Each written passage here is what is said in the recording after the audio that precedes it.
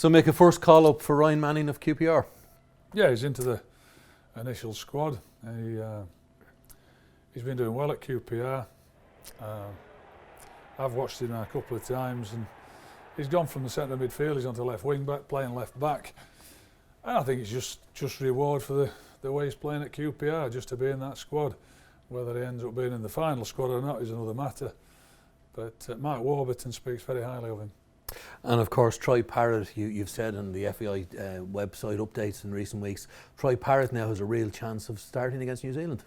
Yeah, I think it's the game against New Zealand, certainly whether he starts or he gets some part of a game. I'll have a look first and see, but you know, they have a bit of a dilemma there coming through with players who play up. David McGoldrick's coming back and he's been our star striker. Do I want to play him in New Zealand game? Do I want to play him against Denmark? So anyway, he's in the squad and he'll have a chance of playing. He scored 4 goals there. It was at Red Star Belgrade. You know, we don't score that many, do we? So if he's in that kind of form, it might be time for him. You've made the point all along that it's very important not to put too much pressure on Troy. He's still only a teenager. But also people want to see him play, don't they? Yeah, they do. But whether they're ready or not to play is another matter. You know, the excitement was at the start of the season when he went to a pre-season tour and he played in the pre-season friendlies. And I did make the point, the pre-season friendlies, and if he got a game in the Tottenham first team, then that would completely change my mind. Aaron Connolly at Brighton, and he's now in the first team. I watched him on Saturday. There's a big difference between playing in that 21s, 23s, or playing in the first team. But you know, if he's in a rich fame of goal scoring, we'll have a look at him. And Aaron certainly has given you plenty to think about, hasn't he, in the last month?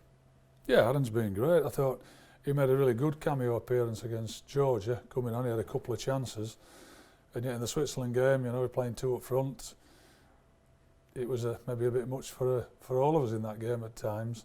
They were very good, the Swiss, and we didn't get that many chances. But I watched him on Saturday. He's technically very good. He's quick. They ended up getting the penalty. I'm not convinced it was a penalty, and I'd have been disappointed if I'd given it away. But that's him running in behind and causing defenders problems. You mentioned already David McGoldrick and Robbie Brady, also now back playing for his club. They're 2 big players to have back in contention. Yeah, Didsy's been the best, David McGoldrick, because he's affectionately known as Didsy. Don't know why, I inherited him in that, and that's what I call him. Affectionately known as Didsy. He's been brilliant for us, scored the equaliser against Switzerland. He was back for Sheffield United last week. He was very, very good. Robbie Brady, I'd love to see him back playing. Played the week before last and only got 20 minutes as a sub the other day. It'd be great if he got back in the team and was playing regularly. In terms of Darren Randolph, you've spoken to Darren. He's missed a couple of games now with a strain, but he's confident himself that he will be here. Yeah, I said I think he's confident he'll be fit for that. And don't forget, I'm not interested in the New Zealand game with him either. So he gets another 4 or 5 days before we play Denmark. That's the important game. He's fairly confident, optimistic that he'll be fit. So fingers crossed that'll be the case. And he got man of the match against Switzerland, but throughout this campaign he's made some incredible saves. He has, yeah. I mean, most notably for me was the one against Gibraltar when we were struggling to find a goal.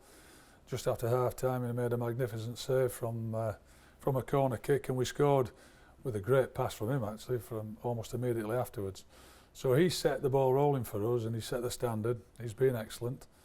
I do think, though, he would have been in contention, man of the match with Glenn Whelan against Switzerland, because I thought he was brilliant. We're very close now to a sellout. Tickets are literally flying out the door. It has the potential to be a very special night at the Aviva against Denmark.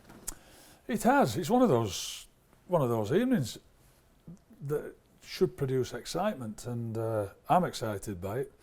I think I did mention about somebody giving a bit of stick towards the lads and the team, and before the Swiss game, and everyone, oh, yeah, it's not us. But I said, if that's not happening, at least let's generate a bit of excitement. Let's generate the atmosphere that it is a big game. It's a cup final. I was asked before the Swiss game, is it a cup final? I didn't think it was. This is, win it, and we're in the Euros. So quite clear there's a bit of excitement if we're getting towards a full house. It'd be great to have one of those special evenings like we did against Holland all those years ago when we won 1-0 and got to the playoffs. This is even bigger. Win this and win in the Euros. So let's at least get excited by it. Let's look forward to it. Let's anticipate a great evening.